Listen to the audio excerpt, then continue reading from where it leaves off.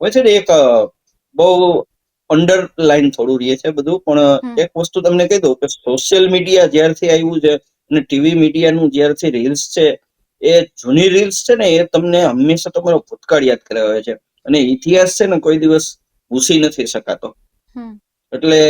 તમારું પરફોર્મન્સ ને તમારા વાયદાઓ એ ચૂંટણી ટાઈમે બધી જ વસ્તુઓ સોશિયલ મીડિયામાંથી સામે આવશે, અને એ કટોકટીમાંથી કસોટીમાંથી મીડિયાના ગમે એટલી તમારી એક્સપર્ટાઇઝ હોય, પરંતુ કહેવાય છે કે તમે દરેક વ્યક્તિને